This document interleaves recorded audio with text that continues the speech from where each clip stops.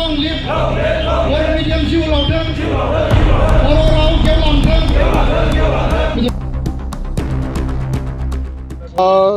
दुलाराय बर' फरायसा आफाद बर' थुनलाइ आफाद आरो बर'नि गुबुन गुबुन माहारियारि आफाद जोङो जथायै दिनै आसाम सरकारा बर' मिडियाम आरो गुबुन गुबुन बिमानि रावनि सोलोंथायाव इंराजि साबजेक्ट इंराजि भाषाजों मेथ्स आरो साइन्स जाबसिना होनो नागिरनायनि हेंथायै जोङो खुद्रिखांनाय हाबाफारि जों लादोंमोन आरो बे हाबाफारिखौ जोङो मावफुंबाय नाथाय बिनि गेजेरावनो आसाम सरकारा आसामनि सोलोंथाइ मन्थ्रि बिथाङा मैया हरनि गेजेराव लेट नाइट बिथाङा गावनो आखाइजों लिरनानै जोंनिसिम गांसे लाइजाम हरदों जे मेथ्स आरो साइन्स इंराजियाव जि टेक्स्ट बुक रानदों आरो जिखौ फोरोंनो नागिरदों बे जि आयदा बे आयदाखौ लानानै जों सरकारा जोंजों बर' थुनलाइ आफाद एबसु आरो माहारियारि आफादफोरजों एमिकेबल मोनसे डिसकासनाव सलुसन लाबोनायनि थाखाय सावरायनो नागिरदों बेखौ जोंनो फोरमायहरदों आरो बे सावरायनाया गाबोन 11टा बाजियाव दिसपुरनि सोलोंथाइ मन्थ्रिनि कनफारेन्स हलाव जागोन बे सावरायनायाव सरकारा मा बाथ्रा होयो मा प्रतिश्रुति होयो जों खोनासंगोन आरो जुदि बे फ्रुइटफुल जायाबा नेक्स्ट सोमावसारनायनि थाखाय गणतान्त्रिक शान्तिपूर्ण गण आन्दलन खालामनायनि थाखाय जोङो रेडि बर' मिडियाम बर' राव आरो बर' जातिनि सार्थआव जों 1% 1 पइन्टबो जों कमप्रमाइज खालामा आरो बेखायनो गासै आसाम नाङै दिनै रायजो राजाफोरा माहारियारि आफादफ्रा दले बले दिनै ओंखारबोदोंमोन आरो गोबां जायगायाव गोबां जोंनि रायजो राजाया आन्दलनखौ आबुङै खालामनो मोनैनि थाखाय दुखु मोनदों आरो बे बेलायाव जोङो जेसेबां हायो जि जायगायाव जों आन्दलन लादोंमोन बे जायगायाव बै आफाद आरो सोमावसारगिरिफोरजों जों सावरायदों नाथाय सरकारा जि जोंनो लेटार हरदों बेखौबो जों रेसपन्ड होदों जोङो जिहेतु सोमावसारखांनायनि उनाव बबेबा नङा बबेबा समाव बबेबा नङा बबेबा थासारियाव सरकारजों सावरायनानै समस्यानि समाधान दिहुननांगोन दा बेखायनो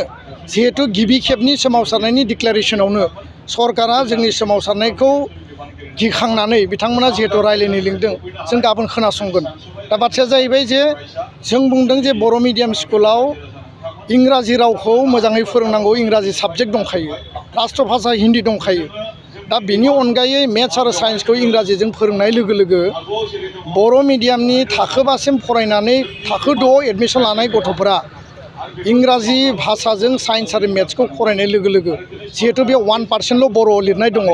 अट'मेटिकेलि बिसोरो खस्थ' मोनगोन आरो फरायनो हानाय नङा जिहेतु बिथांमोनखौ बेबायदि प्रिपेयार खालामनाय जायाखै आरो स्कुल गारनाया बारा जागोन रिजाल्टआ गाज्रि जागोन फोरोंगिरियाबो बर' फोरोंनो ना इंराजि फोरोंनो बे आख' फाख'आव गोलैगोन राष्ट्रीय शिक्षा नीति निउ एजुकेशन पलिसिया बुंदों जे माल्टिलेंगुवेलिज्म बाइलिंगुवेलिज्म टेक्स्ट बुक बेयाव मिडियाम सोलायनायनि बाथ्रा बुङाखै बर' मिडियामनि स्कुल माने बर' मिडियामजों फोरोंनांगोन नाथाय बेयाव इंराजिबो फोरोंगोन आरो हिन्दीबो फोरोंगोन किन्तु बिनि अनगायै जुदि मेथ्स आरो साइन्सखौ इंराजि फोरोङोब्ला इंराजि साबजेक्टआ थाखाबाय 3 जाबाय हिन्दी राष्ट्र भाषा थाबाय 4 जाबाय 4 साबजेक्टआनो गुबुन रावाव जायोब्ला ससियेल साइन्स आरो बर'ल' फरायनानै बर' मिडियामा बोरै थांना थागोन आरो जों बुंदों जे बर' मिडियाम स्कुलाव टिचार नांगौ टिचार सरकारा होदों आरो जेराव होनांगौ नांगौ बिनि थाखाय जों दाबि दैखांदों आरो कुनु कारनाव जाहाथे सिंगल टिचार जिर' टिचार जोङो माने बे फरायसालिफोरखौ गारनानै सरकारा जाहाथे दोना बेनि थाखाय जों आवाज दैखांदों आरो बे लेभेलाव साफिसियेन्ट जायैनि थाखाय जों सरकारखौ दाबि होबोदों दा बेखायनो दिनैनि जि सोमावसारनाय बे सोमावसारनायनि मेसेजआ बेनो जे रायजो राजाया साग्रिद जानानै था गाबोन जों सावरायगोन फिथाइया जुदि मोजां जायोब्ला जों रायजोनो फोरमायगोन फिथाइया गाज्रि जायोब्लाबो रायजोनो फोरमायगोन नेक्स्ट लेभेलनि सोमावसारनायनि बाथ्राखौ जों फोरमायगोन आरो बे राष्ट्र भाषा माने राष्ट्रीय शिक्षा नीतियाव बिमानि राव मादार टांनि इम्पर्टेन्सखौ होदों आरो मादार टांजोंनो गुन गोनां साबसिन हामसिन सोलोंथाइ लानो हायो बे बाथ्राखौ बुंदों किन्तु दिनै प्रधानमन्त्री गृहमन्त्रिया राष्ट्रीय शिक्षा नीतिखौ बुंदों मादार टां मिडियामनि खोथा बुंदों पण्डितफोरा बुंदों आरो MBBSखौ मध्य प्रदेशआव हिन्दी मिडियामजों सालायनो नागिरदों आसामाव असमिया मिडियामजों सालायनो नागिरदों बे सरकारानो माने NEPनि उल्थायै खामानि मावनानै दिनै इंराजिखौ इम्प'ज खालामनो नागिरदों जाबसिननो नागिरदों बेनि हेंथायै जों दिनै गसंथादों आरो जोङो सावरायनायनि उनाव मा फिथाइ थायो नेक्स्ट लेभेलनि जोङो जोंनि सिद्धान्त'खौ लागोन आरो बेनिफ्राय जों दोरनाय नङा गोजोन्थों। गाबोनो जोङो बर' थुनलाइ आफाद, दुलाराय बर' फरायसा आफाद, बर' हारिनि गुबुन गुबुन आफादफोरा जोङो जयै थांगोन आरो सावरायगोन। जोंनि दाबिखौ जों लाखिगोन आरो जोङो खावलायगोन जे बेखौ टटेलि उइथड्र खालामनांगौ आरो बेखौ रिभिउ खालामनांगौ आरो खुनु कारनाव जाहाथे जोंखौ इम्पज खालामा आरो बर' मिडियाम स्कुलाव इंराजि मोजां फोरोंनांगौ, ग्रामार मोजां फोरोंनांगौ आरो इंराजि बुंनो आरो लिरनो हानाय बेबस्था खालामनांगौ। बे नङा जे मेथ्स आरो साइन्सखौ इम्पज खालामनांगौ। बे बाथ्राखौ जों क्लियारलि गाबोन बुंगोन। गोजोन्थों। जोंनि जि दाबिमोन आरो बे दाबिखौ लानानै जोङो सरकारनिफ्राय जोंनिसिम क'क्राझार जिल्ला निसिम मेसेज हरदों जे गोख्रैनो जेसेबां जोंनि साइनबोर्ड दङ इंराजियाव लिरनाय बेखौ बोखारनानै बर', असमिया आरो इंराजि मोनथाम रावजों लिरनाय खालामगोन होननानै बिथांमोना प्रतिश्रुति होदों। बिथांमोननि प्रतिश्रुतिया सानथाम सानब्रै दंबावो, जों नायनि हय बेयाव गोदानै साइनबोर्ड होनांगोन नङाबा इंराजिजों गोदानै लिरनाय जायफोर गोजाम दङ बेखौ सोलायनांगोन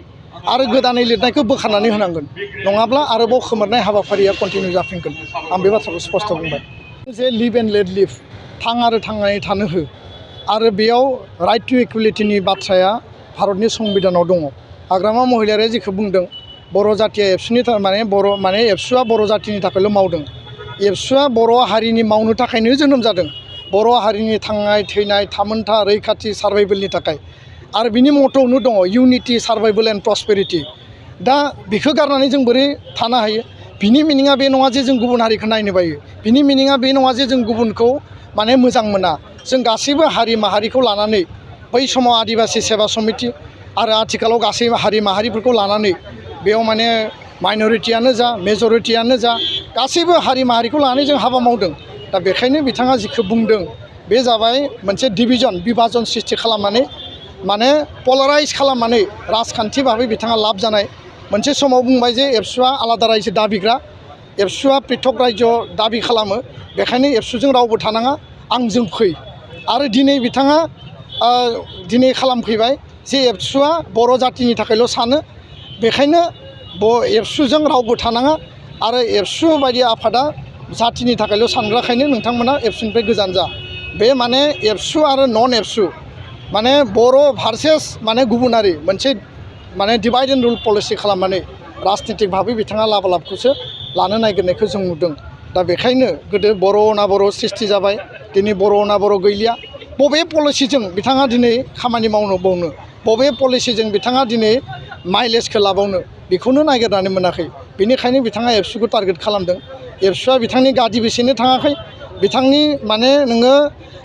माने BPFनि आफादगिरिखौबो जों सेनो थाङाखै, खिन्थु एबसुआ बेखौ 2005 सनाव राजा बानायदों। 15 बोसोराव बिथाङा सासन खालामबाय, रायजो राजाफ्रा नुबाय बुजिबाय आरो बिनिफ्राय आरो बाखि गैलिया। दा बेखायनो बेबायदि डिभाइड एन्ड रुल डिभिजन खालामनाय बेबायदि पलिसिखौ ज्राब गारनांगौ। आरो बिथाङा एबसुखौ टारगेट खालामनाय माने बर' जातिखौ टारगेट खालामनाय आरो बर' जातिखौ टारगेट खालामनाय माने बर' जातिखौ बिथाङा मोजां मोना। बर'नि हेंथायै, बर'नि उल्थायै, बर'नि थाखाय राजनितिक गादि आरो राजनितिक पावार आरो लाबालाबनि थाखायल' बाथ्रा सानग्राखायनो बर'खौ गादबनानै गुबुनारिखौसो बांसिन बोजबनायनि थाखाय सिन्था खालामनाय बायदि आङो बिथांनि स्टेटमेन्टफोरखौ बे साननैसो एनालाइसिसाव आं मोनबाय थादों। आरो बेखायनो एबसु भार्सेस माने आदार्स आरो बर' जाति भार्सेस आदार्स, बर'नि थाखाय बिथांनियाव जेबो गाबनाय माने बेबायदि आङो नुवाखै। आरो बिथाङा जुदि रियेल जातीयताबादि सिन्तानि जुदि सुबुंब्ला, जातिनि फारसे अननाय आरो जुदि माने अनसायनाय आरो प्रेम दङब्ला बिथाङा मिडियामनि फारसे दिनै खोथा बुंनांगौमोन, बिथाङा बेलेन ब्लकनि एनक्रचमेन्टनि फारसे दिनै खोथा बुंनांगौमोन। क'क्राझार लकसभा समस्तिया एसटिनि थाखाय रिजार्भ जानांगौ,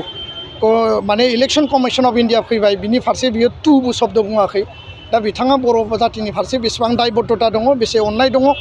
ना गादि आरो पावारनि थाखायल' बिथाङा गुबुनखौ माने एट्राकसन खालामनो थाखाय स्टेटमेन्टफोरखौ होयो, बेबायदि जोङो नुदों। बर' रायजो राजाया बिनि सायाव मोजाङै एनालाइज खालाम, गोथौयै बिजिर। बेयाव माने थौले मेलेमजों दिनै साननायनि बाथ्रा गैया, गोथौयै जों सिन्था खालामनांगोन। जातिनि भबिसतनि बाथ्रा दङ। गोजोन्थों। गोबां जायगायाव BTCनि बारग' चिफ हाग्रामा महिलारि बिथाङा राजखान्थिनि मेल मिटिङाव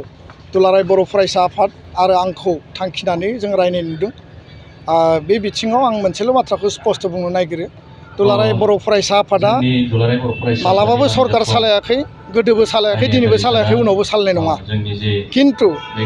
दुलाराय बर' फरायसा आफादा किं मेकारनि रल लाबोदों जेब्लानो जातिनि स्वार्थआव हाबा मावनो बाध्य जादों जोङो किं मेकारनि रल लाबोदों दुलाराय बर' फरायसा आफादा राजखान्थि आफाद नङा जोङो माने राजखान्थि नङै आफाद फरायसा आरो माहारिनि आफाद खिन्थु राजखान्थि भाबै जोङो फेक्टर हिसाबै जों हाबा मावबोदों आरो बेबो जातिनि स्वार्थआव दा बेखायनो 2005 मायथाइयाव एबसु बिएलटि बर' रायजो राजा लोगो नांनानै हाग्रामा महिलारिखौ सिफ बानायदों एकर्ड इमप्लिमेन्टेसन आरो बिटिसिखौ जौगाहोनांगौ बिनि उनाव जों नुबाय जे बेयाव गोबां दुर्नीति जाबाय बेयाव जाख्ल'नाय बेयाव असान्ति बेयाव हिंसानि थासारि दाबि धमकी गोबां मानसिनि जिउ जोबनांबाय जायफ्रा दाय गैयामोन मिडियानि मानसिबो बेयाव बुथारजानो गोनां जाबाय आरो बिनि उनाव रायजोफ्रा परिबर्तन नागिरबाय बिटिआर सुक्ति जाबाय दिनै प्रमद बर'खौ पावाराव रायजो राजाफ्रा लाबोबाय दा बिनि उनाव जाय मोजां सालायगोन जाय जातिनि खामानि मावगोन जाय ओनसोलनि खामानि मावगोन बेखौ रायजो राजाफ्रा माने बोजबगोन जाय मोजां मावा रायजो राजाफ्रा परिबर्तन नागिरगोन दा बेखायनो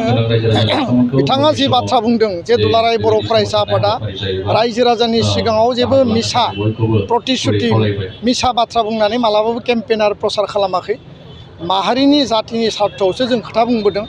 आरो सरकार मोनसेया रायजो राजानि गांनाय उखैनाय रायजो राजानि प्रतिश्रुति कमिटमेन्टखौ मावफुंनो हादोंना हायाखै बिनि सायावसो जोङो वाचडग जाग्रत प्रहरी हिसाबै जोङो नोजोर होबोदों हाबा मावबोदों मोजां मावदोंबा जों बरायदों गाज्रि मावदोंबा जोङो बेखौ सोंखारिबोदों आरो बिनि हेंथायै जों आवाज दैखांबोदों दा बेखायनो बिथाङा जि बाथ्रा बुंदों जे माने एबसु आरो आंनि सायाव आंहा एसेबो गाज्रि मोननाय गैया बिथांनि बैसोआ आंनि बिदानि समान आङो सासे एबसुनि साधारन कर्मी बिथाङा बिटिसिनि माने बारग' माने मावफुं सोद्रोमा आरो आङो बिथांनि देबरगाव समस्तियाव आङो इलेक्सन गेलेनोबो फैयाखै आङो सासे पलिटिकेल मेनबो नङा आरो जिहेतु आं बिथांजों कन्टेस्टबो खालामनोबो फैयाखै बिथाङा आंखौ गाज्रि मोननायनि खुनु जुक्ति गैया आरो बिथाङा दुलाराय बर' फरायसा आफादखौ बेबायदि बुंनाया गोदान बाथ्रा नङा गोदोबो बुंदों एबसुआ मोजां उमुगा गाज्रि एबसुखौ बिथाङा बुंबोदों आरो बिनिखायनोथ' जों नुबोदों जे मोनसे समाव बिथाङा बिएसइउ दादों एबसुखौ दुरबल खालामनो बिनि उनाव दायो बनसु दादों एबसुखौ दुरबल खालामनो मा उद्देश्यजों मा थांखिजों दादों जोंहा बुंनो गोनां गैया खिन्थु एबसुखौ टारगेट खालामनानै बेबायदि हाबाफारि लानायखौ जोङो नुबोदों दा बेखायनो बिथांनि जि बाथ्रा बे बाथ्राया जुक्ति गैया होननानै आं बुंनो सानो आरो जिफोर बाथ्राखौ बिथाङा दा बुंगासिनो दङ बिटिसिआव असान्ति जादों बिटिआरआव असान्ति जादों दुलाराय बर' फरायसा आफादा 29टा जाति जनगोष्ठीनि माहारियारि आफादफोरजों बे माने बर' आरो ओरै राभा जोंहा सरनिया कसारि हाजं गार' ट्राइबेलफोरखौ लाफानायनि अनगायैबो गासै जिखिनि जोंहा कच राजबंसि आदिबासि सावताल गरखा केवट कलिता गुबुन गुबुन हारि माहारि दङ सान्ति गायसननायनि हाबा मावदों गोरोबलायनायनि जौगानायनि थाखाय हाबा मावदों जाहाथे जों खौसेयै बेयाव थानो हायो आरो जोंनि गावबा गावनि अधिकारखौ जाहाथे जोङो बयबो मोननो हायो दा बेखायनो सान्तिनि नामाव जि रेलि खालामदों बेयाव सोरखौबा रायनानै सोरखौबा दुसिनानै असान्ति सृष्टि खालामनायखौ जों नुनो मोन्दों दा बेखायनो बे बाथ्राफोरखौ लानानै जोङो मुथे खर' सायाखै आरो बिथाङा जुदि आंखौ रायनानै आरो एबसुखौ रायनानै जुदि मोजां मोनदोंब्ला जोंहा गाज्रि मोननाय गैया आं बेखौथ' बुंदों आरो जोंखौ रायनानै जुदि राजनितिक लाबालाब जादोंब्ला राजखान्थि भाबै माइलेज लानो जुदि बेयो सानदोंब्ला बा माइलेज मोनदोंब्ला गिनिस बुक रेकर्ड खालामना होबानो जाबायना आं बे बाथ्राखौसो बुङो दा बेखायनो बे बाथ्राफोरखौ लानानै आङो आरो गोबां रिप्लाइ होनो सानाखै बिथाङा जिखि बुङा मानो बयबो मिथियो जे बेबो बिथांनि पुराना केसेट आरो बे पुराना केसेटखौनो दायो आरो गोदानै दामफिनदों बे बाथ्राखौ रावबो बुजियै गैया गोजोन्थों।